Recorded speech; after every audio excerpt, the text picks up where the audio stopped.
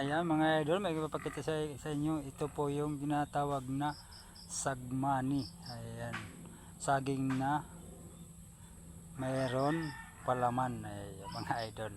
Kaya tawag daw nito ay sagmani.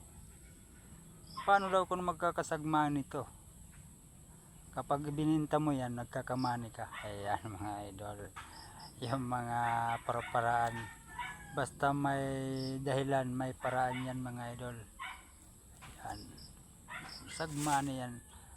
Ba't tinawag na sagmani? Kasi saging to, diba? Ayan, mayroon to palaman mga idol. Ayan, o yan, ang galing saging na kinuskusan sa gitna at saka pinalamanan. Ayan mga idol, shout out para sa tikman natin.